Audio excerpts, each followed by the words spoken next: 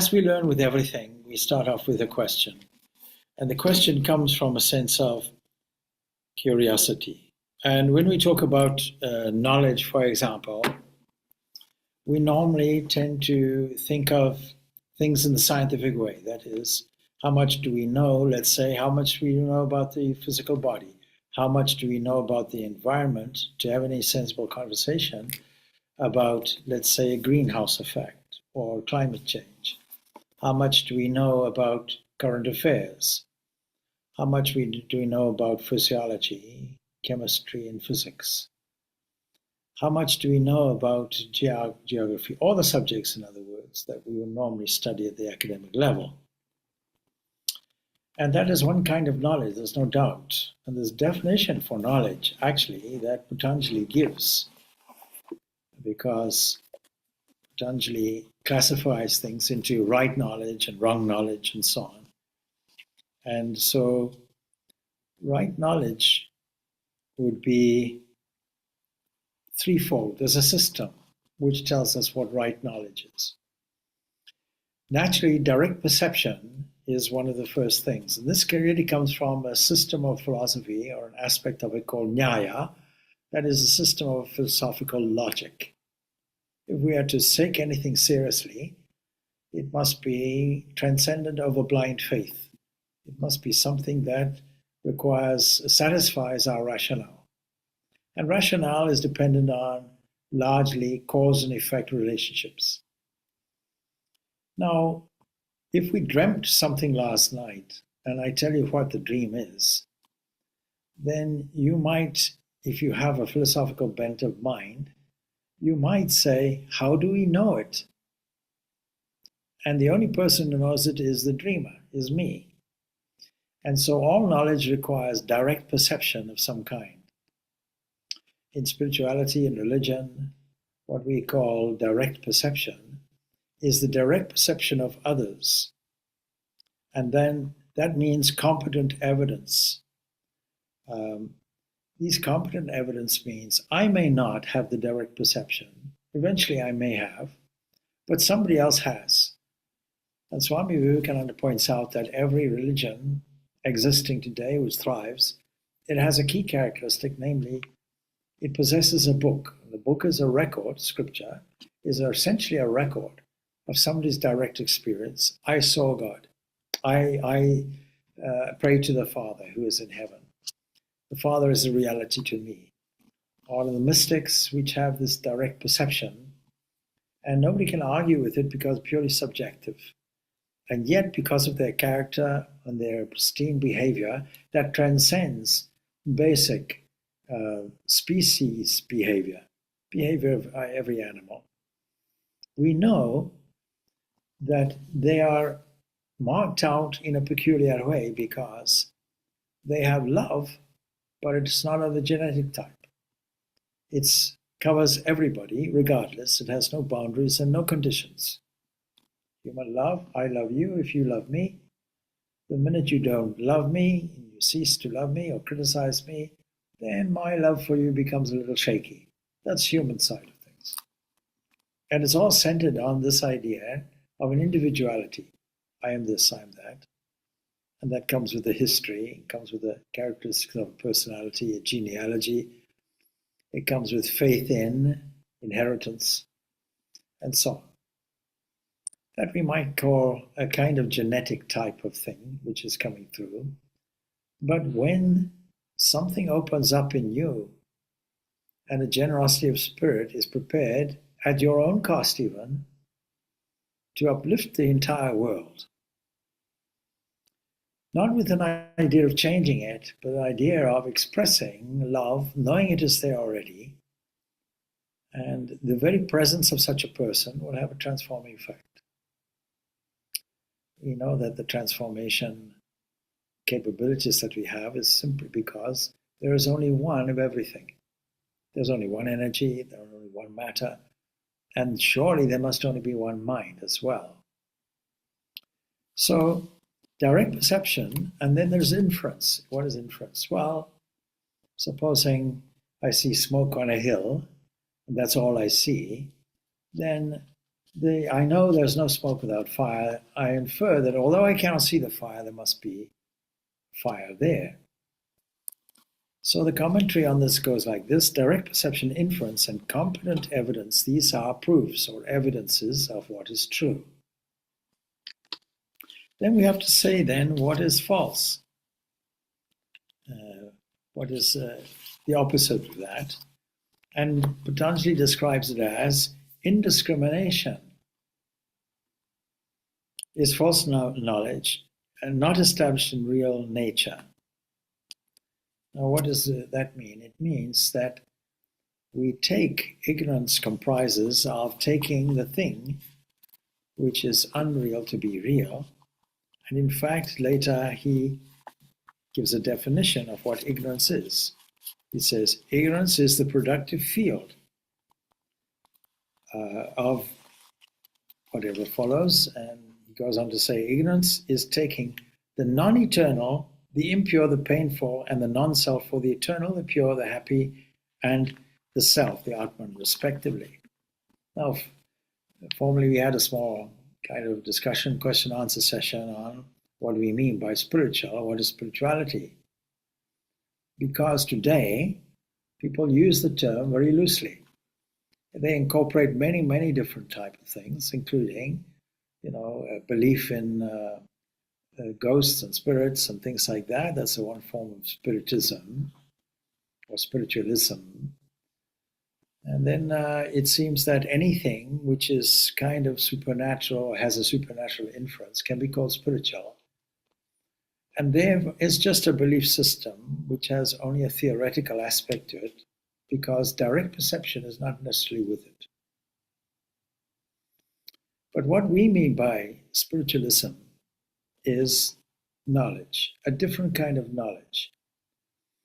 And these criteria of what knowledge is: direct perception, competent testimony, inference. This is all part and parcel of establishing spirituality. Because if you say, I believe in God and there's a God and so on and so forth, that's fine. But did you see God? Did you experience God? Krishna's language, many people have heard about milk, many people have seen milk, but the real person who understands it is the person of direct perception, where they actually tasted it with their own taste buds. And we're able to see, okay, it's a liquid thing, it's white, that we know, but tasting it, now I know what it is. Before that, it's just all theoretical. So the exact scientific process that is suggested by the Jnana logic system, which has other dimensions too, but yoga system takes those three things as evidence. And we'll say, all right, we'll apply that like we apply any other scientific test.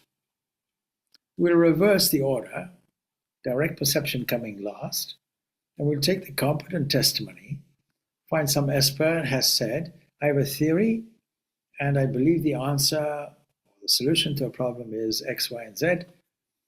And then I did some research, and then I did a test, and I got this result and decided, yes, it was so. And then I described the test so that you and I and everybody else can duplicate it if we want to. And once we've duplicated the test, then that's our direct perception, is that yes, either it's true or it's not true. We can validate it. But ignorance is something different.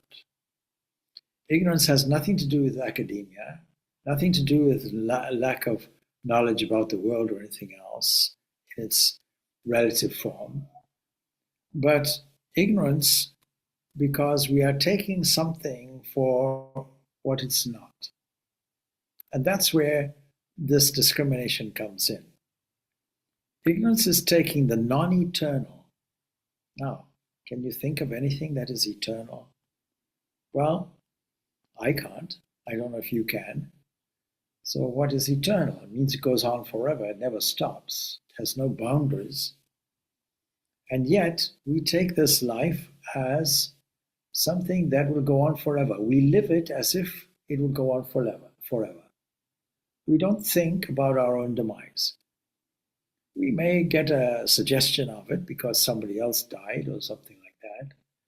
But for ourselves, yeah, it's irrelevant. So we live life and we live our days in such a way we don't even give it a second thought. We avoid the subject. The impure, what does impure mean? Impure means that if any element of egocentricity is there, this is impurity. Once we respond to the world on an individual basis, impure means we take the fragmented world of individuality, separate things, we take that as a reality. And the painful, we take the painful and the non-self for the eternal, for the pure, for the happy, and the Atman, or self respectively.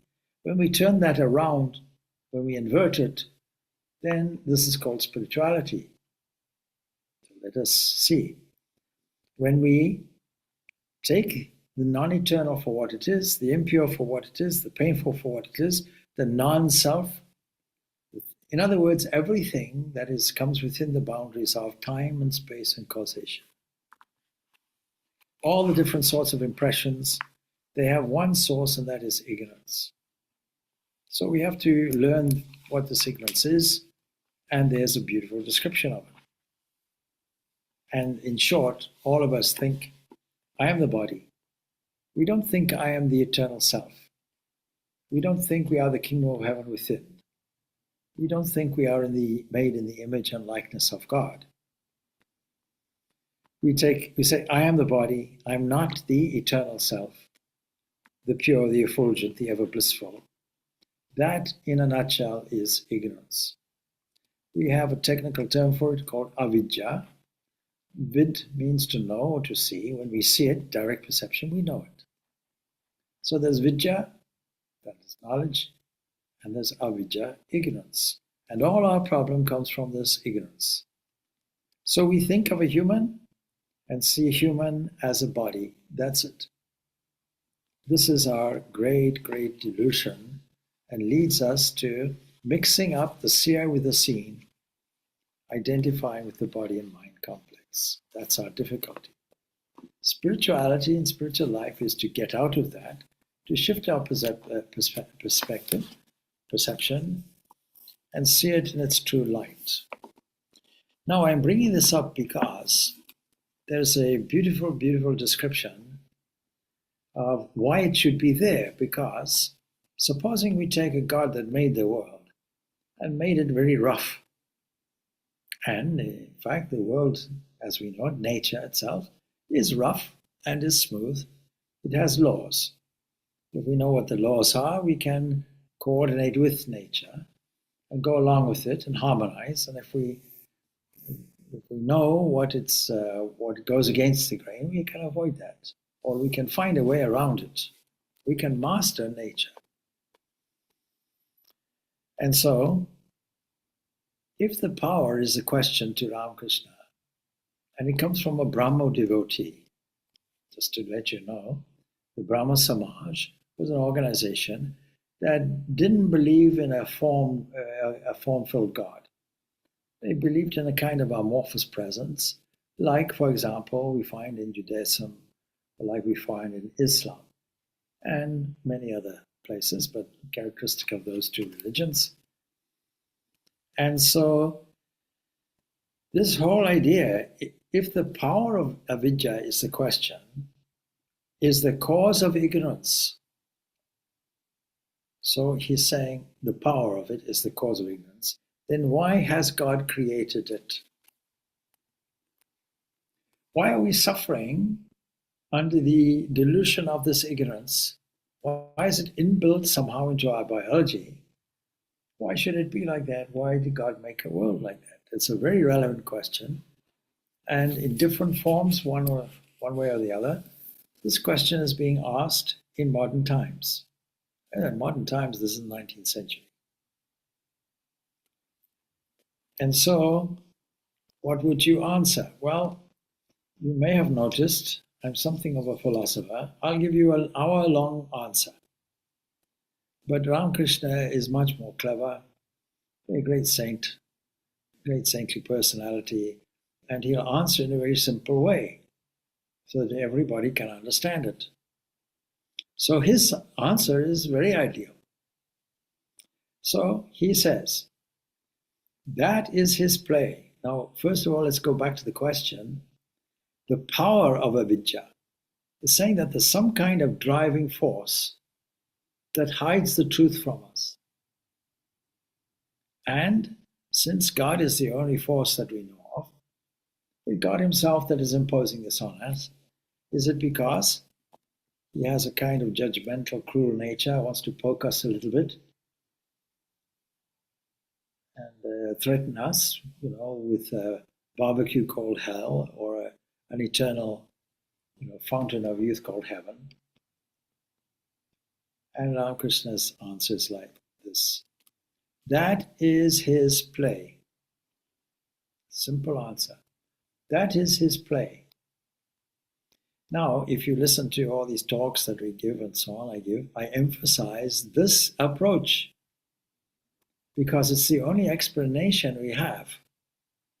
Then you might say, well, it's not much fun. It's not a good play when people are suffering, when people are homeless, or when people are suffering from the cold, or when people are displaced because of war, or their relatives have been killed. A great deal of suffering, or children have been abducted. You can go to any spot in the world and find tremendous difficulties. Why? Because man has decided in those cases to enter into discord rather than transforming that discord into harmony, and he has the capability of doing it. Now, even despite that, a play can mean many things. We have many analogies for play. For example, we see children playing. We see play in terms of drama. We see playfulness. We see play in terms of sport. Is it something of that nature? And yes, the analogy is quite accurate. So he goes on.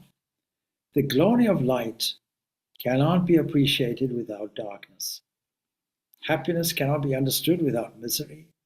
Knowledge of good is possible because of knowledge of evil. You have to have the contrast. How will you know what good is unless the opposite presents itself? How will you know if everything is just night? You won't know anything about daytime. There has to be that contrast. So the whole of the universe seems to be a contrast of opposing forces. And they both seem to be necessary. It's a play of these shades. And as I'm talking, I'm thinking of the yin-yang symbol, how integrated the two contrasting segments are, how intertwined they are, and interdependent. Now, if you didn't understand that, then Ramakrishna uses fruit. He takes the mango. He says the mango grows and ripens on account of the covering skin.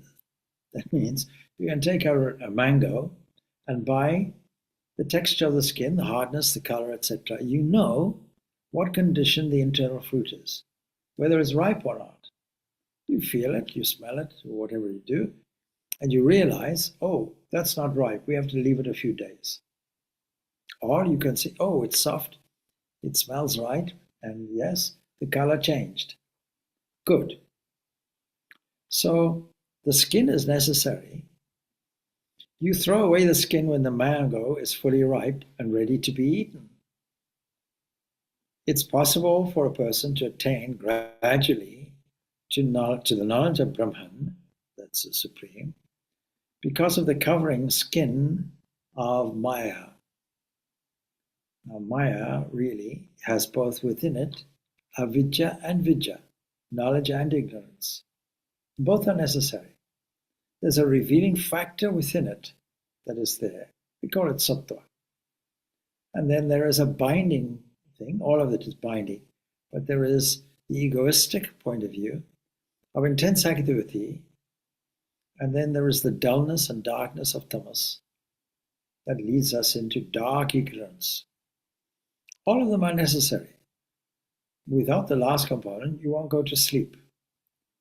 Without the activity portion, you won't go to work and do any activity.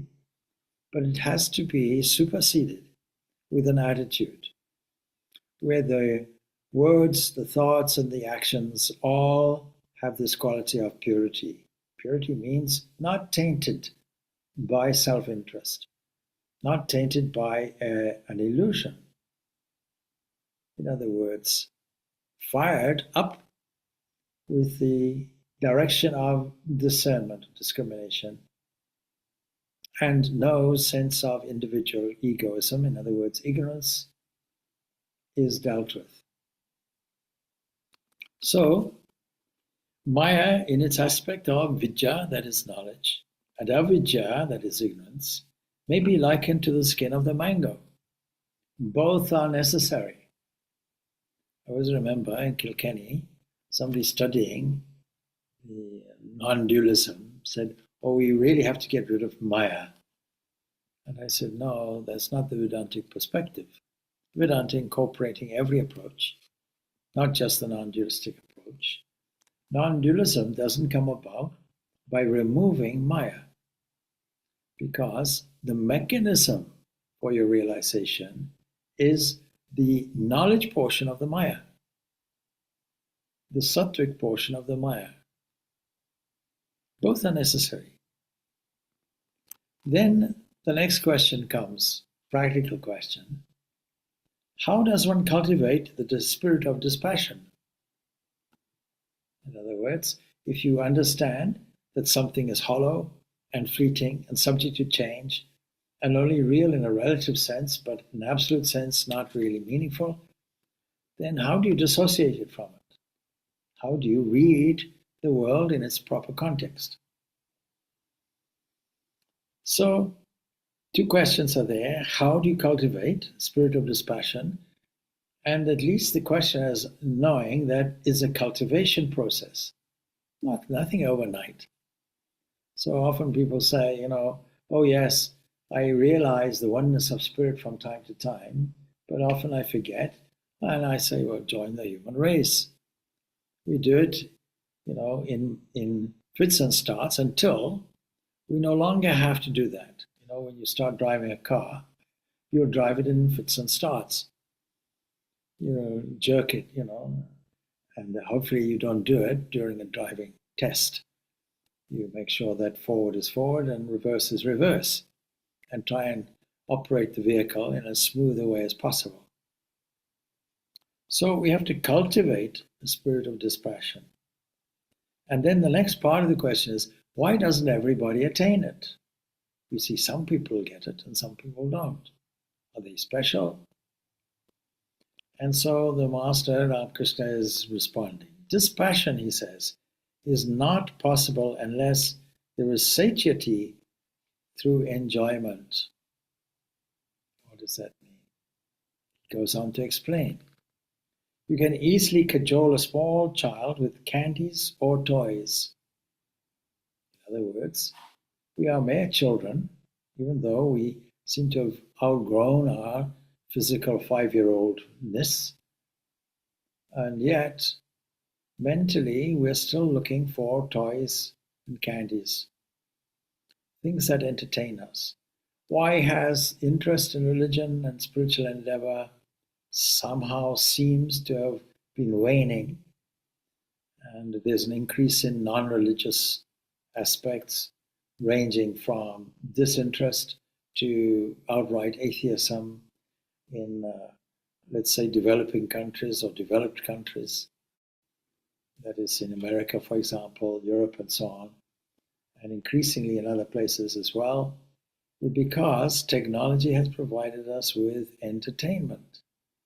They've given us more toys to play with, and given us a lifestyle where we can enjoy the sense enjoyments of taste and so on. So, you can easily persuade a child with these things. But after eating the candies and finishing its play, it cries, I want to go to my mother. And you see, if a child is crying like that, unless you take the child to its mother, it will throw away the toy and scream at the top of its voice. Have we gotten to that stage? So a certain tiredness with the world, a certain understanding that the world, yes, been there, done that, and you know what? It didn't bring me any satisfaction or happiness. I have to look at it in a different way. So now, beautifully explained. Then the members of the Brahma Samaj, we have to understand, they're opposed to the traditional guru system of Orthodox Hinduism. So another question is coming up. And so the Brahma devotee will ask, is spiritual knowledge impossible without a guru? All the Eastern systems emphasize, it's there in every system, but only the Oriental system emphasizes the need for guru, teacher, be it in Sikhism, or be it in Jainism, or Hinduism, or Buddhism, what we might call the dharmic religions. And so the answer is like this, beautifully put, as always. Satchit Ananda alone is the guru. Existence, consciousness, bliss combined. When we talk of the ultimate, the supreme, it's unthinkable. So the nearest we can come to it is to say, well, it's not non-existent, it's existence itself. It's not a quality, it's pure being itself. And it is also chit, it is consciousness itself. And if you take that approach, you will have solved many, many problems. We'll come on to that now, to do with evolution, many problems to do with mechanisms at the biological level, many problems associated with physics at the fundamental level, coming from a vague kind of thing that nobody seems to understand, namely quantum mechanics and quantum field theory and so on, to the tables and chairs that we experience. These are all outstanding questions. We will solve many problems, as it were, in cosmology, in physics, and biology. These are the three areas that people are concerned with today. So his answer is that alone is the guru. If a man in the form of a guru awakens spiritual consciousness in you, then know for certain that it is God, the Absolute, who has assumed that human form for your sake. The guru is like a companion who leads you by the hand, and after realizing God, one loses the distinction between the guru and the disciple. The relationship between them remains. For how long? As long as the disciple does not see God. Now it so happens that the author now of this, the one who is writing this, M. Mahendranath Gupta, describes the scene after this conversation. He says, after dusk, the preacher of the Brahma Samaj conducted the service from the pulpit.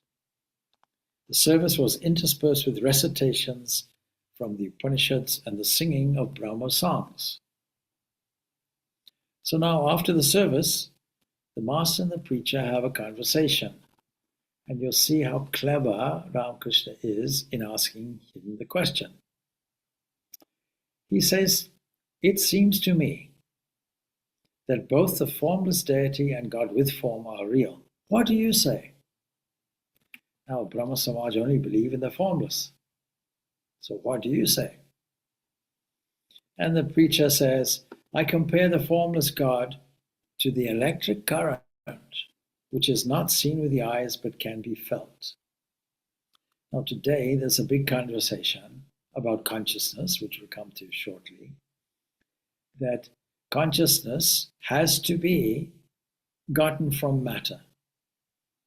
So from dead inert matter, on the one hand, sophisticated intellectual analysis and consciousness and inquiry into science itself and spirituality and philosophy and metaphysics comes from the mechanism of matter. An evolutionary process where it starts off from almost nothing, maybe a single cell organism, and develops ultimately into the multicellular organism of the body, including the sophisticated computer-like brain. And from that comes consciousness. Now, if that's the case, we have to find out where in the brain this consciousness is. And there's a small slice of gray matter that is unique in the sense that it is connected with every aspect of the brain. And so it is investigated and say, well, maybe this is the seat of consciousness. But that's a bit like saying that the light bulb produces electricity rather than the electricity with the adapter of the light bulb produces light. We'll come back to that. Then the master responds, because he's given one understanding of it. Yes, he agrees. Then he says, both are true. The preacher didn't say both are true. The preacher said that the formless, he views the formless, he never mentioned the form. God with form is as real as God without form. Do you know what the describing of God as formless only is like? It's like a man's playing only a monotone on his flute, though it has 7 holes. You know, if you go to a classical Indian concert, let's say Karnataka music, you see tanpura supplying a background drone. It can play by itself, and it might simulate maybe even the sound symbol Om. That's fine. But then you see when the rest of the orchestra comes in, you'll see the whole range of music can be played. And if you're playing only on one instrument, let's say the flute, you can do one note only. But another player will play all the capability of the flute, will use all the holes. So he says, though it has 7 holes, but on the same instrument, another man plays different melodies. Likewise, in how many ways the believers in a personal God enjoy him. Now we come to a previous discussion before we started recording.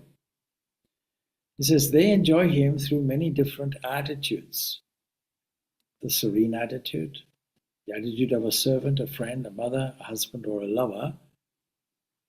In other words, that aspect of the Supreme with form is the easiest to understand and forms a real connection because it is rallying the emotions around and coming out as expression, speech, feeling, sharing.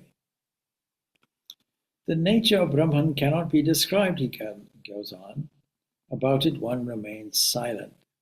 See how clever he's saying to the preacher, who has talked a lot about Upanishads and this and that and the other, interspersed no doubt with sweet Brahma songs. About it one remains silent. Who can explain the infinite in words?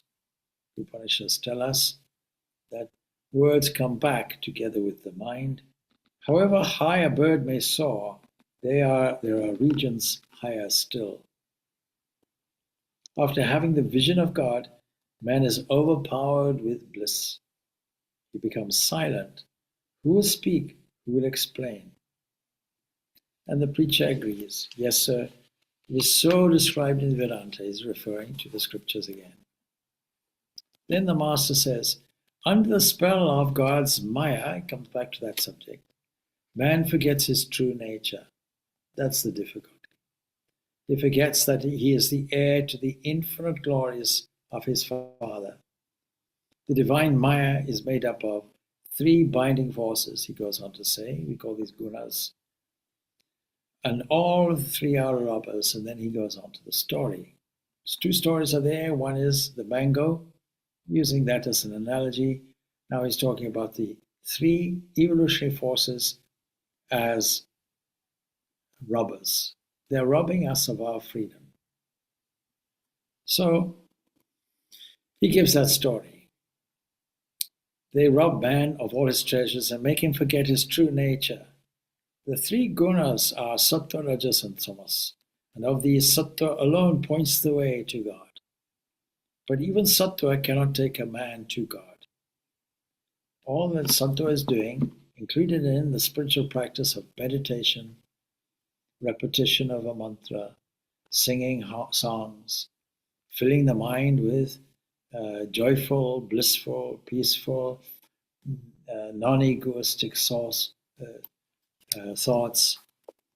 that purifies the mind and makes the mind then ready for revelation, in other words, direct perception. So, when we look at a sunset, I gave this example to some people, visitors earlier on. When you look at a sunset, you don't think, oh, what a pity. For 3 years, I never looked at a sunset. Now I'm appreciating it. I regret, because that's useless. As soon as you do that, you're missing the opportunity to have a beautiful view of the sunset. Tonight, this evening, it was a beautiful sunset. I took a photo of it. I'll probably publish it in a suitable thought or something. And so that is there. Not for a moment did I think, oh, what a pity. I missed the sunset 2 nights ago. Maybe it was better. Or anxiety, which says, oh, I hope that it doesn't cloud over, and so on and so forth. I hope there'll be a sunset tomorrow. I hope I have the opportunity to see it, and so on and so forth. Because even that also prevents you from tuning in to the glory of the present moment and enjoying it. We miss many, many opportunities like this. And when we constantly tune the mind into the glory of that, we're constantly practicing sattva. We're constantly cleaning the mind. And we're also tuning ourselves into the reality, because within us is a feeling. It may be of gratitude. It may be a feeling of wonder. It may be a feeling of just a breath being suspended, a feeling of being overawed. And everybody who sees that will recognize the internal shift. So then he tells a story that you've heard many times. He said, once a rich man was passing through a forest, when 3 robbers surrounded him and robbed him of everything he had. Then one of the robbers said, what's the good of keeping the man alive? Let's kill him. He was about to strike their victim with his sword when the second robber intervened and said, no, there's no use in killing him. Let's just tie him up. Let's bind him fast and leave him here. Then he won't be able to tell the police. So accordingly, the robbers tied him with a rope and they went away. But after a while, the third robber returned to the rich man and said, you're badly hurt. Come, I'm going to release you. And the robber sets the man free and leads him out of the forest. And when they come near to the highway, the robber said, well, follow this road, you'll reach home easily. And the victim says, but you must come with me too. You've done so much for me. All my people will be happy to see you. No, says the robber, it's not possible for me to go there, because the police will arrest me. And so saying, he left the rich man after pointing out his way. Cultivation of sattva, therefore, is preparing the way. So he goes on by way of expression. First robber who said, what's the good of keeping the man alive? Kill him. That is tamas. It destroys. That's its characteristic. Second robber is rajas. It binds a person to the world and entangles us in a variety of activities. You say, why don't you meditate constantly with good quality? The other activities are in the way. In other words, it's not my priority. Rajas makes him forget God. But sattva alone shows the way to God. It produces virtues. virtues like compassion, righteousness, devotion. Again, sattva is like the last step of the stairs. Next to it is the roof. The supreme Brahman is man's own abode. One cannot attain the knowledge of Brahman unless one transcends these three gunas, these three binding things. The effort to do that is called trigunatita, transcending these three gunas. Now, there's a series of talks under the label, ultimately cumulatively, called Jnana Yoga, knowledge. And so I want to read a little bit of this because it's very relevant to what we're discussing. Why should there be ignorance? And of course, the easy answer is why not? What next? Let's cultivate sattva, and the ignorance will go by itself. You won't have to chase it. The rubber will go by itself, ultimately.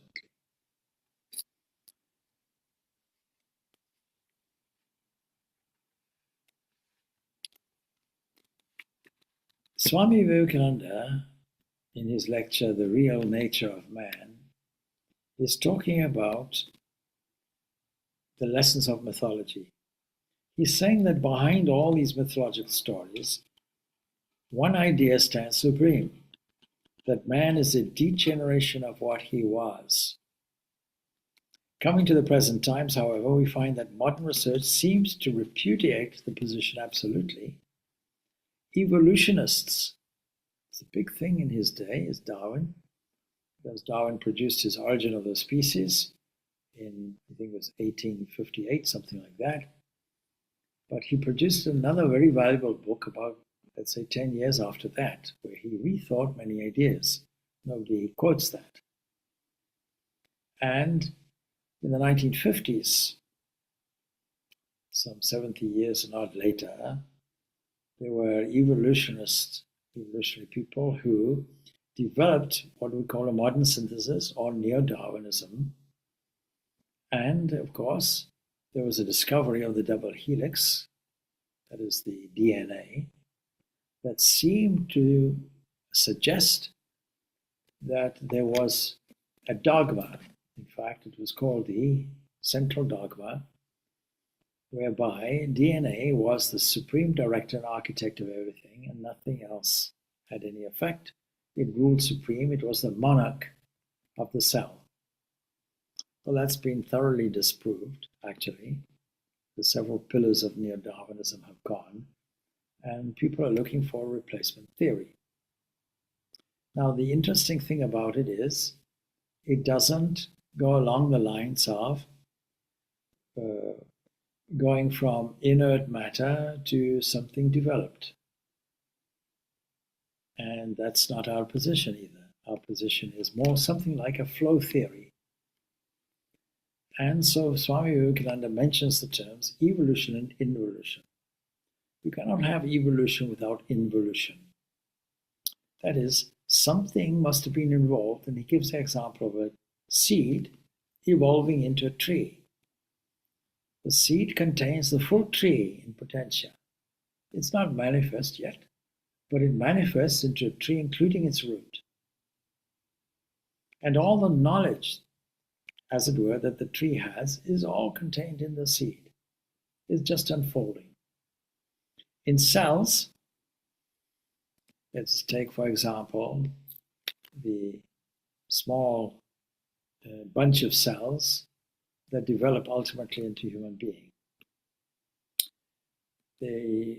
There's no heart in it, and yet for it to develop, it has to take advantage of oxygen, the oxygen carbon dioxide syndrome, something that is flowing, but there's no heart that can do it, that can circulate things. So what is it doing? It pulsates. And then the next question is, what makes it pulsate? What is the agent that's driving it? And the answer is, so research has told, there's no oscillator. There's no thing that makes the pulse. It itself is a self-auto thing that makes the pulse. It does it itself. Now, there are many, many examples like that. You take cells from the surface of a frog skin, which in itself is highly complex, and you allow it to an element of freedom within observational strictures, and it starts to operate cilia movements looking for some food and joins cells together like a single organism to find it. In other words, it raises the question, what is life? Now, it's akin to the question, why should there be ignorance? Because we're diving straight into the I don't know area. If you simply take it, I don't know, you'll have no solution because matter itself will have to explain it, and it doesn't. How do we explain it? There's something that is called Satchit Ananda. Well, Krishna just said it. And that is not a nothing. And let us take that aspect of consciousness and the will to live existence itself, and the will to perpetuate in the best possible way, Ananda coming in as a sense of we want to do it in a pleasant way, we don't want to suffer. And that naturally comes through because it's a basis, it has to. And what we call life then is just an expression of I exist. And what is the intelligence within it, which creates a certain purpose, that is because we have consciousness. So that is all coming out. Intelligence is the source of it. Existence is the source of it. So now it says, coming to the present times, however, we find that modern research, that's he's talking of his day, seems to repudiate the position absolutely. Evolutionists seem to entirely contradict this assertion. According to them, man is the evolution of, he says, the mollusk. And therefore, in other words, the simple single-celled organism. And therefore, what mythology states cannot be true. There is in India, however, a mythology which is able to reconcile both these positions. Indian mythology has a theory of cycles, that all movement is in the form of waves. Every rise is attended by a fall, and that by a rise the next moment, that by a fall the next, and then again another rise. The motion is in cycles. So certainly, it is true, even on the grounds of modern research, that man cannot be simply an evolution. Every evolution presupposes an involution. Logically, you cannot have evolution without the involved principle, seeing it, to be within it. Growth is coming from within. It's not something from outside. Now, there's a competing kind of theory to the modern Darwinian, neo-Darwinian synthesis, which most biologists adhere to, but it's now been disproven, and any new change in a theory will take many years to catch up and be accepted because people just socially don't like change. So, anyway, the modern scientific man will tell you that you can only get the amount of energy out of a machine which you have previously put into it. Evolution cannot be an exception. Something cannot be produced out of nothing. And if a man is an evolution of the mollusk or the simple organism, then the perfect man, that is the Buddha man, the Christ man, must have been involved even in that mollusk. And if it's not so, whence come these gigantic personalities? Something cannot come out of nothing. It must be inherent in it. Thus, he says, we are in a position to reconcile the scriptures with modern light, that energy which manifests itself slowly through various stages until it becomes the perfect man cannot come out of nothing, even the imperfect man. It existed somewhere. And if the mollusk or the protoplasm is the first point to which you can trace it, then that protoplasm somehow or another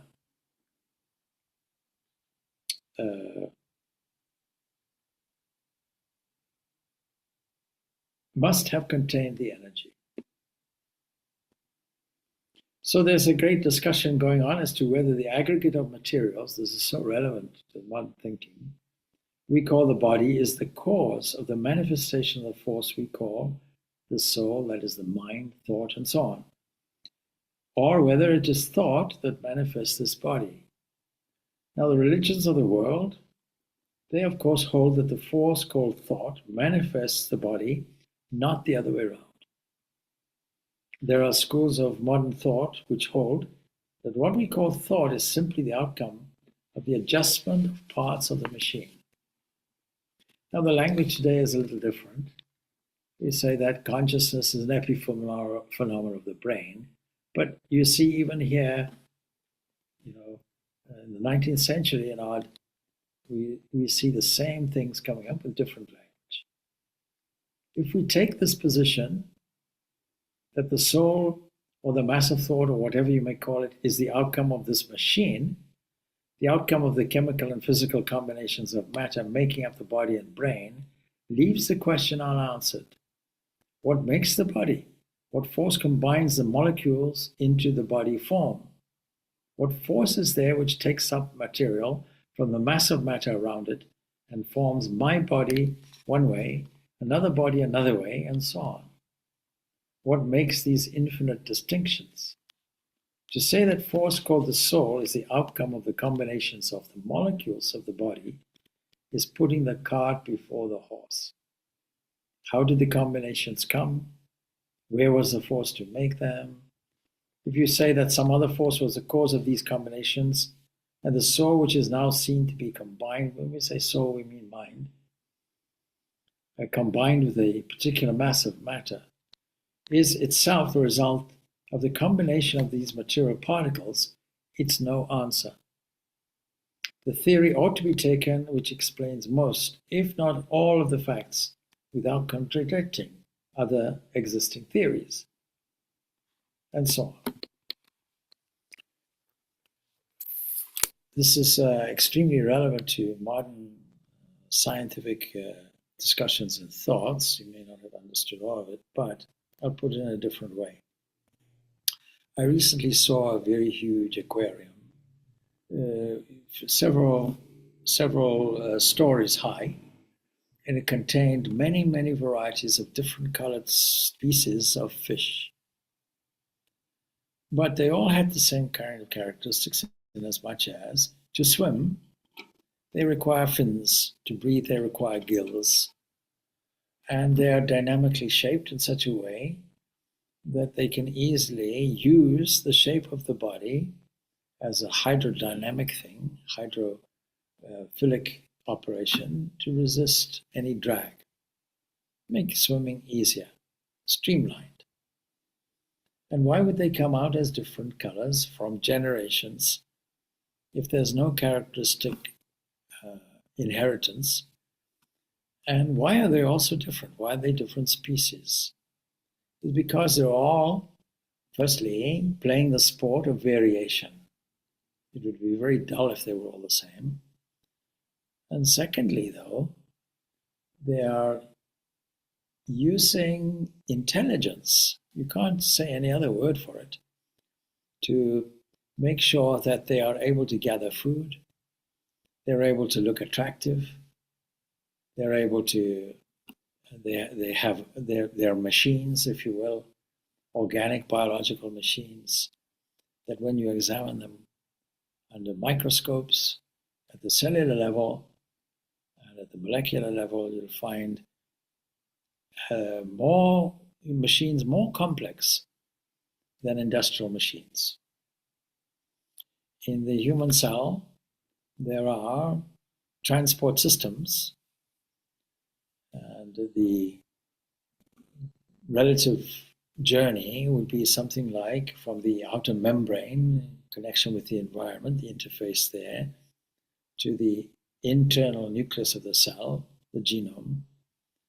And they're transporting goods and information back and forth and they're covering an area relatively equivalent to 344 kilometers, that kind of journey, and they're doing it in a matter of seconds. So that's the thing. And these machines are 60% efficient as opposed to cars, which were approximately 10% efficient. What a wonderful thing.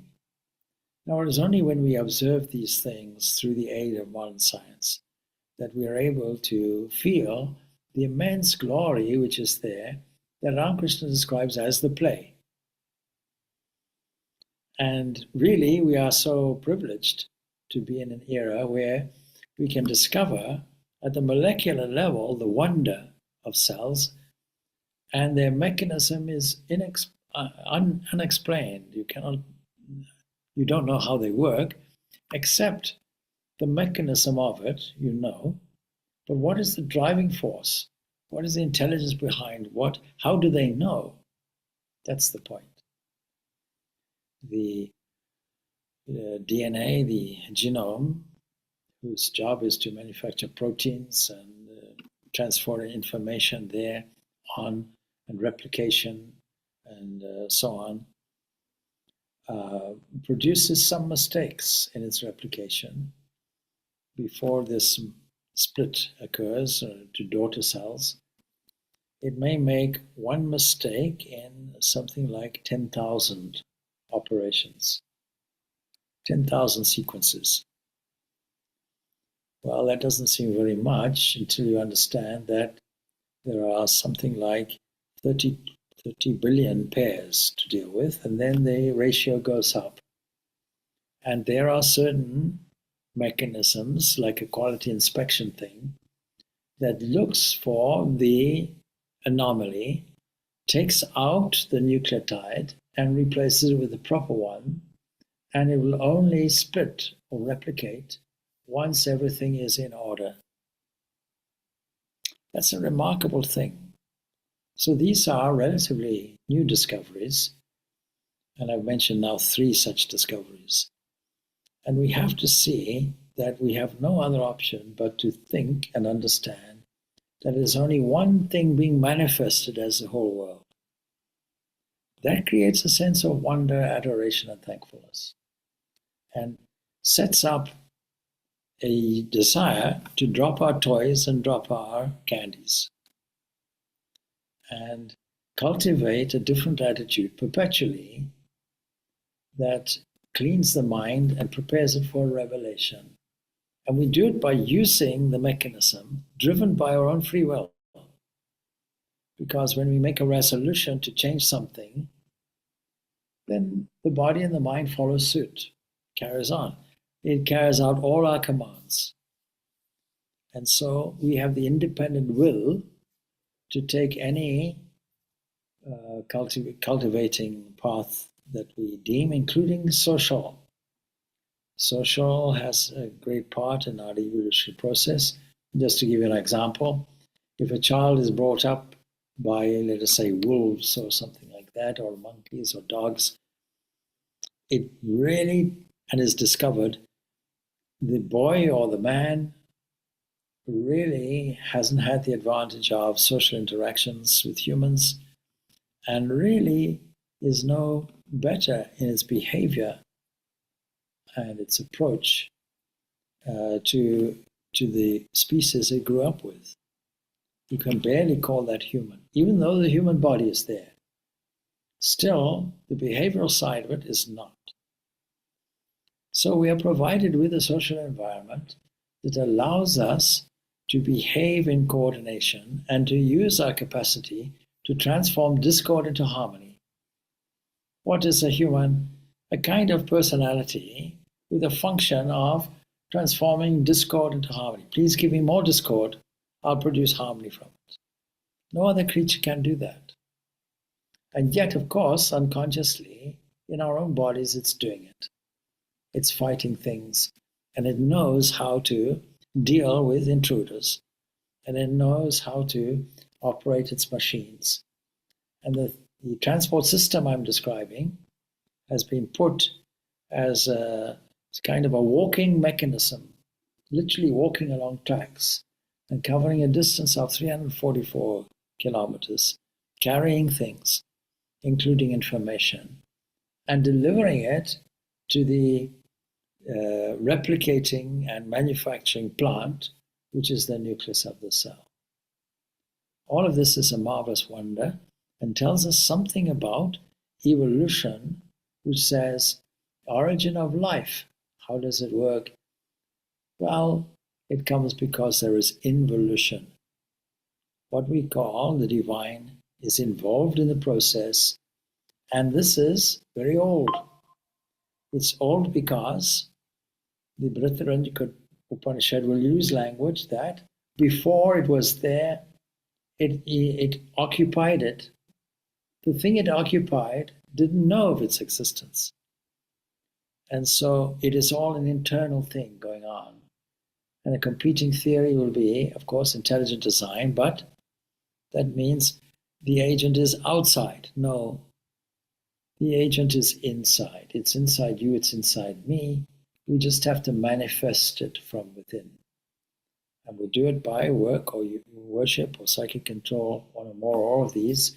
We do it through the assistance of a guru. We do it through the assistance of scripture. And we do it through the assistance of practice. That's the important thing. And particularly, Ramakrishna suggests that the form-filled aspect will be there. The sweetness of the music produced as an attitude, as a way of looking at things, will be there. And gives us various options, setting up kind of personal dialogue, if you will, a personal connection, a real connection with some personal entity that rallies the emotions up. And what I hear from many people is a vague kind of spirituality which doesn't have this intimate aspect to it. Just a suggestion. But anyway, we'll leave it there. So, Om Shanti, Shanti, Shanti. Peace, peace, peace be unto all. Thank you, Swami. Good. Thank you. Thank you, Swamiji.